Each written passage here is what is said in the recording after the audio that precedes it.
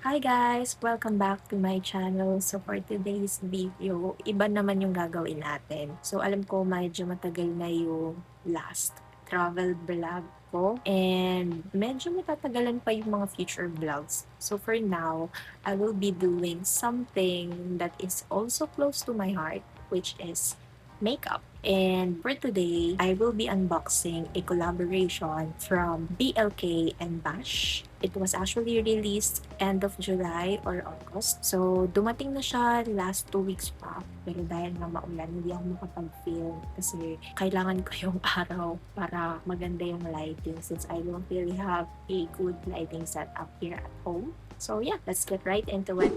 So, ito na yung package.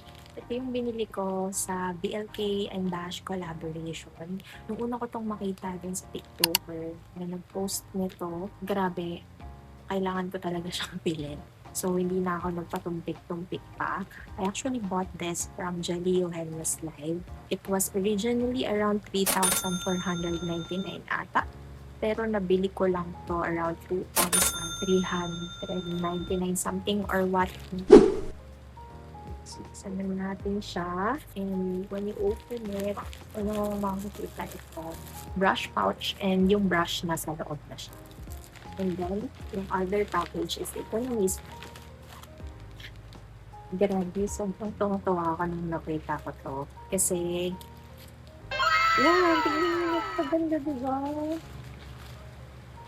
See, can you see that? Diba, sobrang ganda niya. Grabe, kahit mahal to, pikit mata ko talaga tong binili kasi alam kong magagamit ko siya sa future travels ko. And also sa daily routine. And of course, lalo-lalo na yung mga makeups na nasa loob. Buksan na natin siya. So, binuksan mo siya. So, ito yung laman niya. So, pwede mo siyang hilahin. Ayan. Diba? Ito yung isa sa reason kung bakit ko to binili. So, this is the Flex Organizer in Terra. Dalawa yung color. Actually, tatlo ata yung color nito. Yung Jet Set, which is yung pinaka-face ng collaboration or team collaboration nila. And Dune.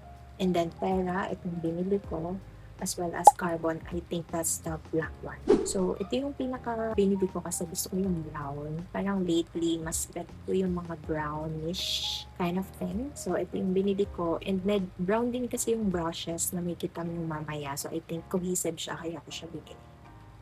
By the way, this Flex Organizer is 895 pesos for mini. Mini lang tong binili ko. And then kung gusto mo naman yung large, it's around 995 pesos. Sa loob niya, marami din actually yung laman. Merong zipper dito. You can put your hairpins, pins, or whatever small things na kasya dito. At pwede rin yung lip tint, kakang mga garters dyan na pwede mong suksukan ng mga products para hindi siya maalog-alog. So this set comes with the stick foundation. I'll show you. This one. I'm in the shade Butterscotch. I think yun yung for light to medium neutral nila because I am light to medium with neutral undertone. So inside, it also has a mousse gel primer with SPF 40 PA+++. Then another one is this soft blur setting powder. And then last but not the least, their Air Whip Color Pop. This one. And the shade Jet Set. So now let's open their brushes. Ito rin yung isa sa mga reason kung bakit ko siya binili. Kasi alam ko sobrang magagamit ko to. And travel friendly siya kasi it's dual-ended brushes. So the brush set comes with, of course, the brushes pouch. And then it comes with this 3 dual-ended brushes. So the first one is their concealer and foundation brush duo. This part of the brush, yung medyo denser, ito yung pang foundation nila. And then yung other end naman is yung pang concealer. Malambot yung bristles niya. And so far, wala naman akong nararamdamang tusok factor. Next is their complexion powder and blush brush duo. powder blushes brush to, isa. And then, ito naman is yung for setting powder, I think, or loose powder brush. And then the last one is this cream blush and sculpting brush duo. So ito yung, I think itong part na to, ito yung cream blush nila. And then itong medyo maliit and mas manipis is yung sculpting brush nila. This part of this brush actually reminded me of 109 DK brush. So kung alam niyo yung brush na yun, ganito yung hugis, or may pagkaganito yung hugis niya. One thing lang siguro na sana nilagay nila yung mga names para naman sa mga beginner na hindi alam kung alin yung mga brushes na dapat gamitin nila. Oh, one more thing pala. Sa reason kung bakit ko binili to or natuwa ako dito sa collaboration na to is because of this products. So, parang bundle siya. It comes with the B-Charm and then yung Air Mousse Color Whip nila. Hindi to kasama sa full set or yung travel set na ganito. Kaya binili ko to separately. I think this is around 599 pesos. Pero nabili ko lang to nung live ni Jelly. I think around 300 plus ko siya nabili. So, it comes with this B-Charm. Sobrang cute niya, diba? And then, Intera din yung binili ko para partner sila nito, Flex Organize. Pag binuksan mo siya, ganito yung loob.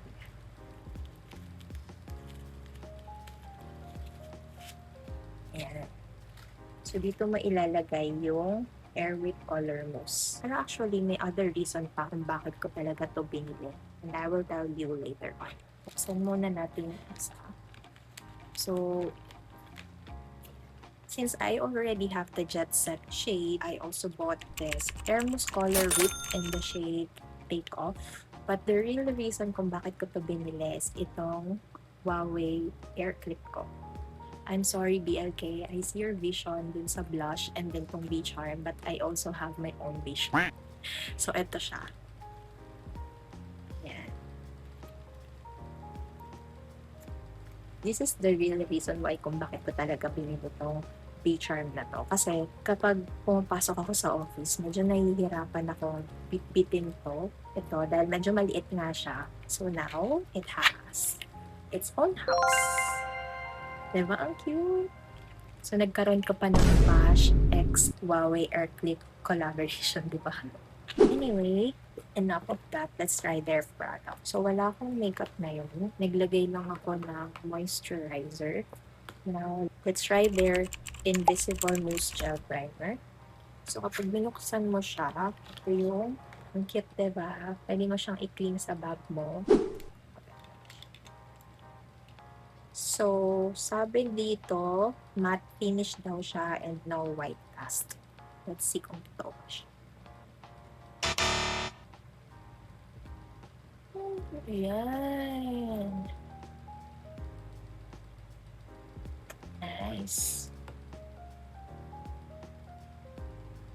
So, this gel primer, parang dalawa na yung gamit niya kasi it also comes with SPF 40+++.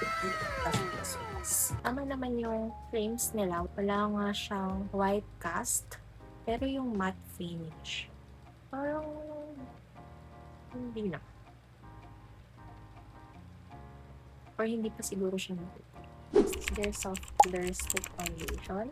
Again, I'm in the shade Butterscotch. Alam nyo ba, nung una ko itong nakita, sobrang nagandahan ako sa packaging niya.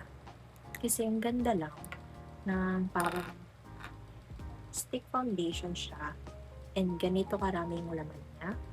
And parang yung, ewan, parang sobrang ganda. Hindi ko alam kung paano i-describe, pero ang ganda ng packaging niya. Medyo magaan din siya. And madali lang siyang i-twist. And so, kapag sinwatch natin siya, ganito yung kulay niya. Feeling ko naman shade match ko siya. Sana lang si match ko siya kasi iyak na lang.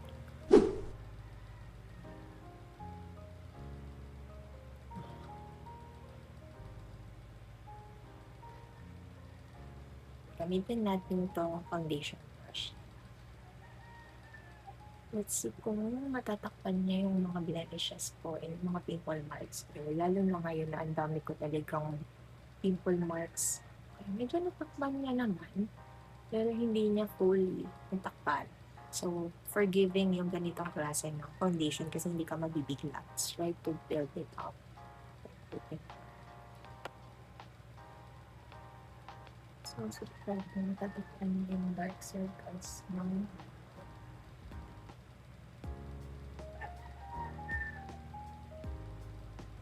alam mo guys, sobrang nakakatuwa kasi shade match ko siya. Hindi ako manghihintay kung pumili ako ng palit shade kasi look at that. Parang skin ko lang siya.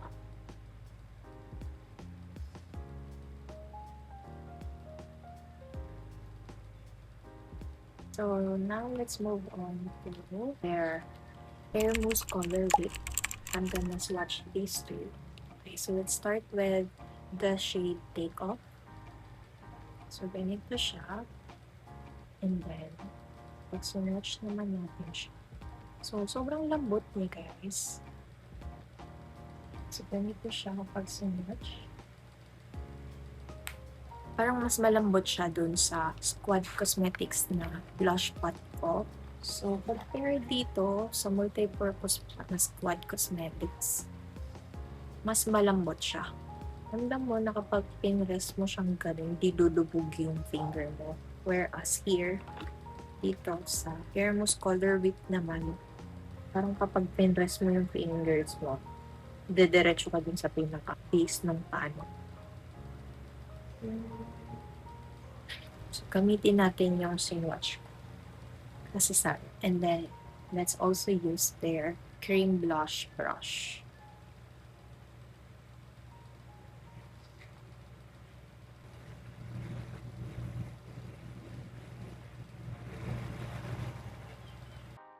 I think itong shade na to, pwede lang siya sa everyday blush mo. Yung parang natamaan ka lang ng araw, sun-kissed look. Perfect tong blush na to. Now, let's try this other one. So, this is their Hair Mousse Color Whip in the shade Jet Set.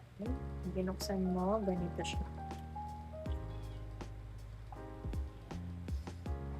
So, let's also switch this.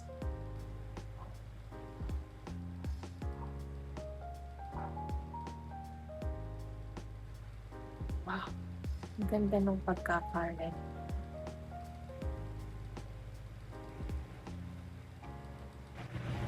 So, itong Jet Set, as you can see, very reddish yung finish niya. While itong Take Off naman, parang terracotta brownish. May pagka-orangey yung style. Let's try this Jet Set with the same brush. I'm gonna put it here sa inner corner.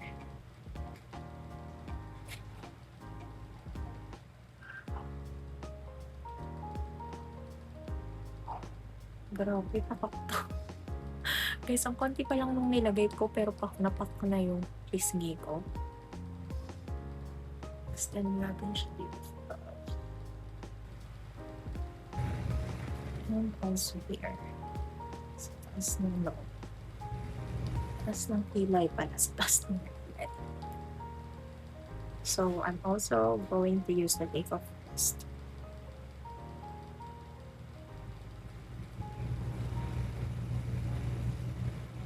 Wow, ang ganda niya guys.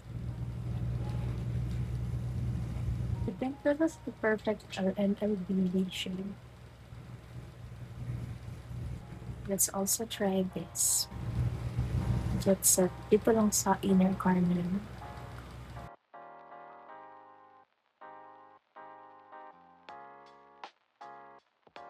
Now let's set up. I'm going to use this soft blur setting powder. Ang cute ng hugis nito guys. Parang plastic telephone nung bata tayo. And so it also comes with this setting to puff o yung tawag dito. But I'm not going to use that. I'm going to use their complexion setting powder brush to set the cream products na nilagay natin sa face. So So, as you can see, na-blur niya and na-modify niya yung product sa mukha. I have to set this T-zone very well kasi I really have a very oily skin. Transparent lang yung finish niya, so hindi ka matatakot na baka mag-iba or maapektuhan yung mga base product na or cream product ng dito. So I'm gonna finish my look and then I will be back. Okay, so I'm back and this is the final look. I think pwedeng-pwede to and magagamit ko talaga to sa everyday use. Lalo na tong dalawang to. So hindi naman din ako mapili sa mga blurring powder or whatever as long as nabablur niya yung mga textured skin ko malapit sa under eye ko. And ito, sobrang lightweight niya din and very skin-like yung finish niya. I also like how it matched my skin tone. As you can see, para lang siyang skin but better. You know what I mean. So, yeah. All in all, okay naman to sa akin. Good na rin yung price na. Sobrang happy ako dito sa pinurchase ko na to. Itong full set ng BLK X Bash collaboration. I think this is the best collaboration of the year. May mga disappointment like yung brushes na hindi nag-fit sa loob and yung brushes having no brush name dito sa parang pinaka-body nila. Yun lang naman siguro yung mga napansin ko na pwedeng nila siguro i-improve in their future collaboration or in their future release. So, yun lang. I hope you like this video and see you soon on the next. And again, this is Rara and welcome to Rara Verse. Bye! Smooth as a silky pillowcase, slither in my innocent oasis. You bring the pain, I'll deliver patience. I see the lion and try to tame him. I know the werewolf behind the sheep, familiar the scent of deceit behind your pretty teeth. Saying need space to breathe.